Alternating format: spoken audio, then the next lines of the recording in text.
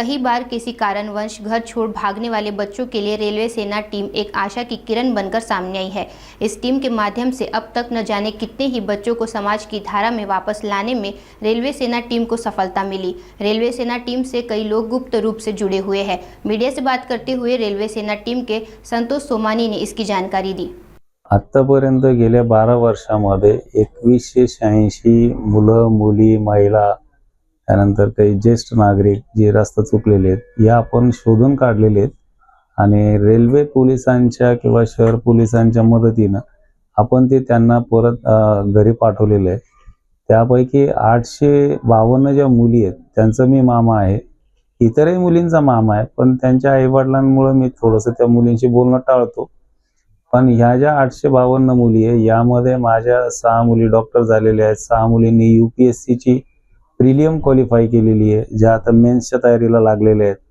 त्याच्यानंतर 5 IT कंपनीमध्ये, 13 मुंबई पोलिसला आहेत, त्याच्यानंतर 2 महाराष्ट्र शासनाच्या मंत्रालयामध्ये सुद्धा 2 कर्मचारी म्हणून काम करतायत। तर अशा विविध ठिकाणी आता जे काही आम्ही काम करतोय त्याचं एक आम्हाला खूप चांगलं समाधान मिळतं। आणि या कामासाठी जे तर भारतीय रेल्वे प्रवासी सेना हे जे आमचं ब्रँड आहे तर त्याचं निक नेम आता रेल्वे सेना टीम असं करण्यात आलेलं आहे। कारण ह्या टीम मध्ये रेल्वे पोलीस असतात, रेल्वे सुरक्षा बल असतात, त्याच्यानंतर रेल्वेचे कर्मचारी आहेत, अधिकारी आहेत, शहर पोलीस आहेत, म्हणजे एकंदर माझे खबरी नेटवर्क त्याच्यात काम करतं। रेल्वे सेनेचे गोल्डन ग्रुप सदस्य सुद्धा काम करतात। मग आता आम्ही असं ठरवलं की बाबा हे टीम वर्क करायचं, कुणी एकट्याचं त्याचं श्रेय नसतं, ते सामूहिक आमचं श्रेय आहे।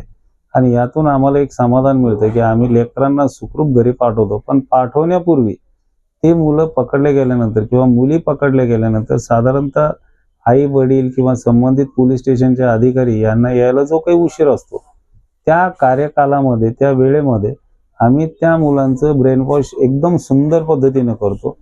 आणि हे ब्रेन वॉश करत असताना आम्ही म्हणजे काही मी एकटाच असतो असं काही नाहीये, तर त्या ठिकाणी रेल्वे पोलीसही समजून सांगतात, आमचे महिला पोलीस कर्मचारी असेल, रेल्वे सुरक्षा बलाच्या महिला कर्मचारी असतील किंवा अधिकारी असतील, आम्ही सगळेजण मिळून त्या मुलांना एक चांगली अशी शिकवण देतो की पुढे कसं वागलं पाहिजे, कसं राहिलं पाहिजे। आणि तुम्ही जे काही प्रेम प्रकरणातून बाहेर पडलेला आहात तर हे प्रेम प्रकरण कसं चुकीचं आहे आणि तुम्हाला जर लग्नच करायचंय तर तुम्ही चांगलं शिक्षण घ्या, चांगलं मोठं व्हा, चांगले पायावर उभे राहा आणि समाजामध्ये स्वतःची एक प्रतिष्ठा निर्माण करून मग तुम्ही लग्न करा, त्याला कोणीही विरोध करत नाही। आणि याचाच फायदा आम्हाला असं होतोय की आज आम्ही मुलींचं जे काही ब्रेन वॉश केलेले किंवा ज्या काही मुलांचं किंवा महिलांचे ब्रेन वॉश केलेले, आज बऱ्याच महिला अशा आहेत की त्या सुखी संसारात आहेत, ज्या रागात घर सोडून गेलेले। काही मुलं आता कसं असतं किंवा वडिलांनी मला मोबाईलच घेऊन नाही दिला, कोणी स्कूटीच डिमांड करतं, कोणी आयफोन डिमांड करतं। आणि ते डिमांड का करतात की माझ्या मैत्रिणीकडे आहे, माझ्या मित्राकडे, मला पाहिजे। मग ह्या जे काही कारणं असतात यातनं आम्ही त्यांना समजवत असतो की आपली आर्थिक परिस्थिती कशी आहे, आपण कसं राहिलं पाहिजे, आपली जेमतेम परिस्थिती आहे, पण आपण जर शिक्षण चांगलं घेतलं, आपण जर एक चांगल्या क्वालिटीचं एज्युकेशन घेऊन एका चांगल्या पदापर्यंत जर पोहोचलो तर ह्या पदामुळं आपल्याला पैसाही मिळेल, मान सन्मान मिळेल आणि आपल्याला हवी ती हौस मौज मजा करता येते। तर याकरता तुम्ही शिक्षणाकडे लक्ष द्या आणि चांगल्या कॉम्पिटिटिव्ह परीक्षांच्या माध्यमातून तुम्ही पुढे या, जेणेकरून समाज चांगला घडेल, असे एक काम चालतंय। याच्यामध्ये बघा आता रेल्वे प्रवासी सेनेच्या माध्यमातून आता माझे जे काही कोऑर्डिनेशन आहे, जे समन्वय आहे, तर याच्यात महाराष्ट्रातील सर्वच पोलीस स्टेशनचे जे मग पोलीस निरीक्षक असतील, API असेल, PSI असेल किंवा ACP असेल, DCP असेल, कंट्रोल रूम असेल, या जवळपास सगळ्या पोलीस स्टेशनशी माझा संपर्क आहे आणि सर्व अधिकाऱ्यांशी माझे चांगले संबंध आणि परिचय आहे। त्यातून आम्ही काय केलं की सोमानी रेल्वे सेना टीम हा एक WhatsApp ग्रुप तयार केलेला आहे, ज्याच्यामध्ये महाराष्ट्रातील सगळे पोलीस स्टेशन आम्ही जोडले। त्यानंतर या ग्रुपमध्ये विशेष नियंत्रण कक्षाचे सुद्धा अधिकारी आम्ही जे हेड आहेत त्यांना सुद्धा ऍड केलेलं आहे।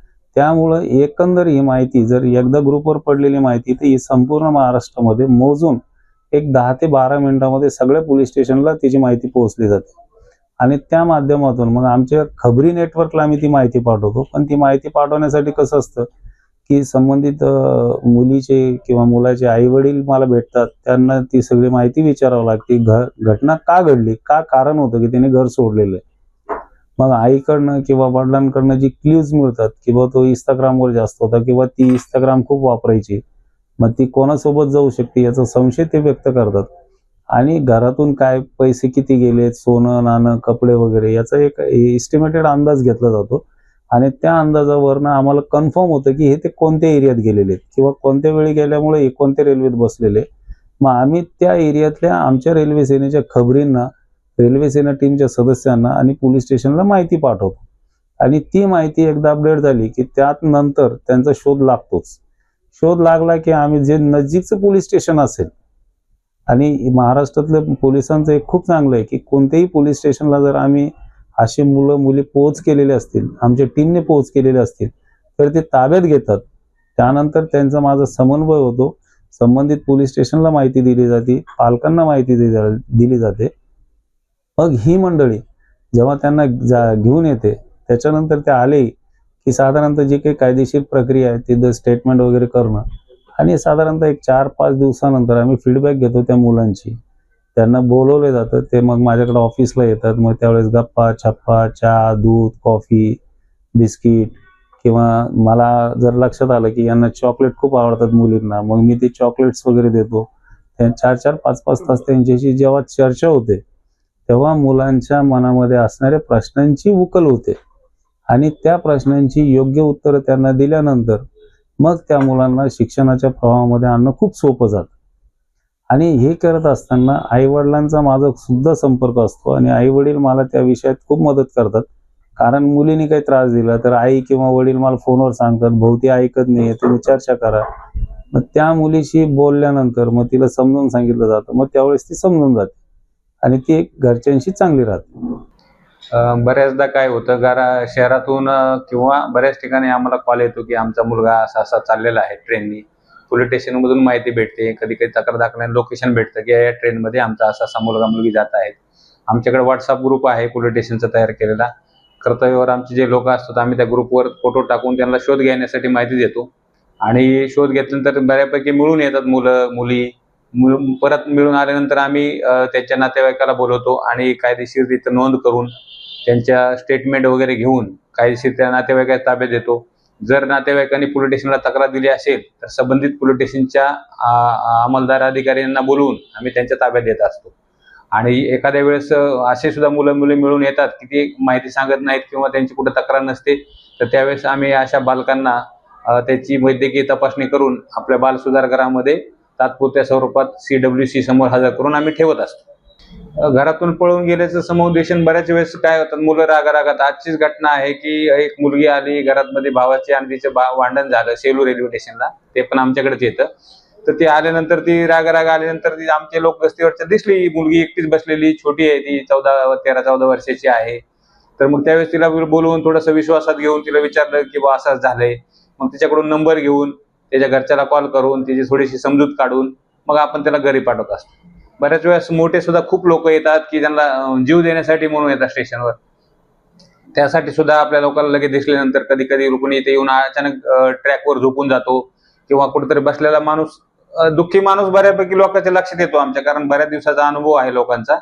तर त्यावेळेस त्याला याची विचारपूस करणे, त्याला थोडंसं विचारून जवळ घेणे, त्याला थोडं पाणी वगैरे दिलं, थोडी सहानुभूती दाखवली.